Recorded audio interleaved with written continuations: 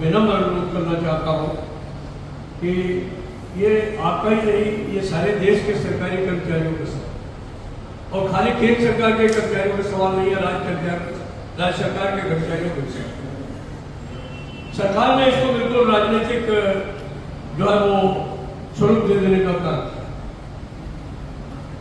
क्योंकि उनको मालूम था कि दिल्ली के चुनाव हार जाएंगे, तो इसलिए उन्होंने पूरी कोशिश की कि जो भी पिटारा खोला जा सकता है सरकारी कर्मचारियों के लिए खोलने का काम। तो इनकम टैक्स में भी छूट मिल गई आपको, और आपको जो है वो पे कमीशन का जो है वो अनाउंसमेंट किया।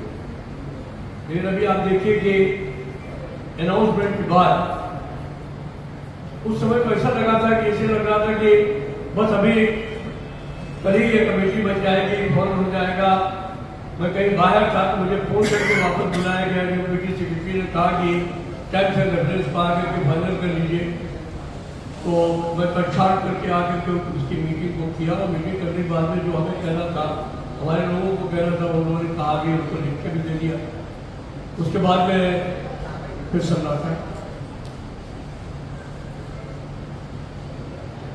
देखिए, इसमें तो कोई शक नहीं है कि पे कमीशन आएगा, उसको कोई रोक नहीं पाएगा।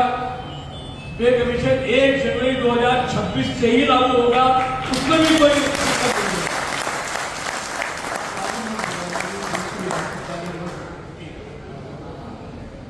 मेरी अगली बात।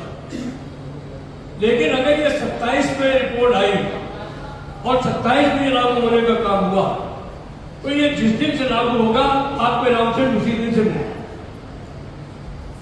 तो ये आपकी जेब कटने वाली है। तो इसीलिए हम लोगों ने 19 सितंबर को, वैसे भी आज विशेष डे है, हमारे 10 साथी उस दिन शहीद हुए थे। हम लोग हर साल शहीदी दिवस मनाते हैं। हम लोगों ने वो दिन चुन करके 8वें वेतन आयोग को गठन की मांग को लेकर के जो है सारे देश भर में आंदोलन करने का फैसला किया। मेरी सभी आप साथियों को विनती है, आप लोग जहां भी हैं, आप अपने को इंडिविजुअल मत समझो। अगर आप अपने इंडिविजुअल समझते हैं तो बहुत बड़ी कमी है।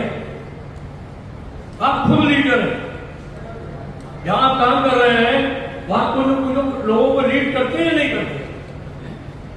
करते हैं कि नहीं करते? उनके लीडर है ना, उनको इस मामले में भी जहां यूनियन प्रदर्शन करे वहां खुद भी करें। अब तो वो जमाना है नहीं, जब हम नौकरी में आए थे तो सबसे बड़ा दुश्मन जो है वो हमारा जेई और जो उसके ऊपर वाला चार्जमैन सबसे बड़ा दुश्मन, फोरमैन उससे बड़ा दुश्मन। चार्जमैन फोरमैन सबसे बड़ा दुश्मन।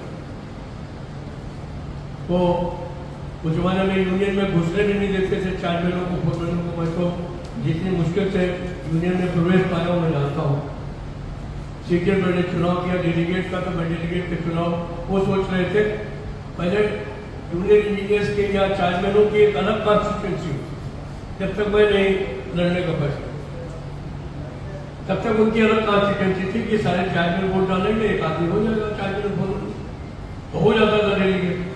जब मैंने कहा मैं चुनाव लड़ूंगा तो उन्होंने कहा नहीं, ये चार्जमैन फोरमैन और टेक्नीशियन और खलासी सब एक में मिला दो और फिर चुनाव करो। लेकिन वो हराने वालों के मंसूबे फेल हो गए। उसमें सबसे ज्यादा वोट डेलीगेट के हमी को मिले, तो उनकी लड़ने वाले लोगों में है नहीं। शुरुआत से यही गुटकी पी के ही बैठा। तो अभी मेरी विनती यही है कि देखिए, आंदोलन में अगर आप शामिल हैं, आंदोलन में आपकी भूमिका नहीं, यूनियनों में आपकी भूमिका नहीं, तो आप चाहे जितने मोमेंटम उनको देते रहो। हम कोई लोग कुछ कराते भी रहते हैं, ऐसा नहीं कराते हैं। जो कराते हैं वो आपको पता भी चल जाता है।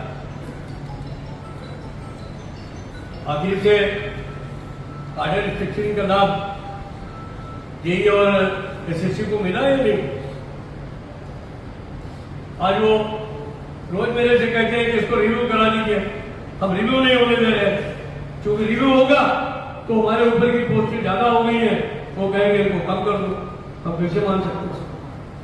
4854 की लड़ाई कितने दिन लड़ी गई, हर आदमी जानता है इस बात को। अभी इस बात की लड़ाई चल रही है कि भाई सब जगह जब 2 साल है कूलिंग ऑफ और रेजिडेंसी पीरियड, तो आगे इनके लिए 4854 में जाने के लिए 4 साल को रखा। और ये मैं करा करके मानूंगा, ये बात समझिए